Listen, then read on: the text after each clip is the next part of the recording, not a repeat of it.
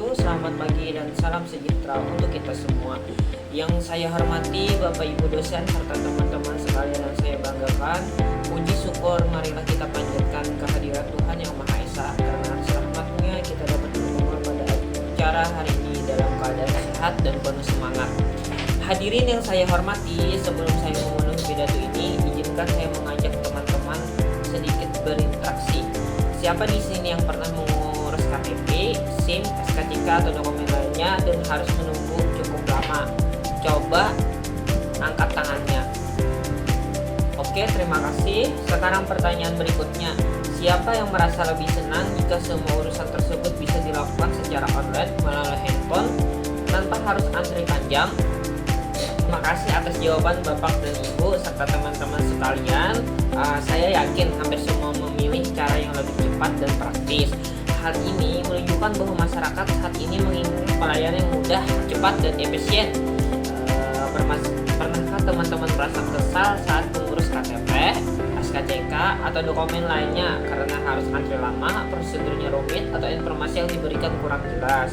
Padahal di zaman sekarang hampir semua aktivitas sudah dapat dilakukan dengan bantuan teknologi digital. Kita bisa berbelanja, belajar, memesan makanan, bahkan melakukan transaksi secara online ataupun secara telepon genggam. Lalu mengapa publik tidak bisa menjadi lebih cepat dan mudah juga? Oleh karena itu, pada kesempatan ini saya akan menyampaikan pidato yang berjudul Pentingnya Peningkatan Pelayanan Publik di Era Digital. Hadirin yang berbahagia, layanan publik adalah sebagai bentuk pelayanan yang diberikan pemerintah kepada masyarakat seperti pembuatan KTP, SIM, SKCK, serta berbagai dokumen kependudukan lainnya. Dalam hal ini, pemerintahan memberikan layanan yang didapatkan melalui kerjasama dengan mitra atau lembaga lainnya. Pelayanan publik yang baik sangat penting karena hubungannya langsung dengan kebutuhan masyarakat sehari-hari. Masyarakat tentu menginginkan pelayanan yang pertama itu cepat, yang kedua itu mudah, yang ketiga itu ramah, transparan, serta tidak bertele-tele. Namun kenyataan tetap menjadi sorotan di mana masih banyak masyarakat yang mengeluhkan pelayanan publik, misalnya antrian panjang, proses lambat, kurangnya informasi, hingga pelayanan tidak tepat waktu. Menurut Kementerian PANRB, pemerintahan harus memperbaiki sistem birokrasi agar pelayanan kepada masyarakat semakin baik dan lebih profesional. Selain itu, Ombudsman Republik Indonesia juga masih menerima laporan dari masyarakat mengenai pelayanan yang terlalu lama dan kurang transparan. Hal ini menunjukkan bahwa kualitas pelayanan publik masih perlu ditingkatkan. Hadirin sekalian, di masa kini yang sudah berada di tengah era digital, teknologi bisa menjadi jawaban untuk meningkatkan kualitas pelayanan kepada masyarakat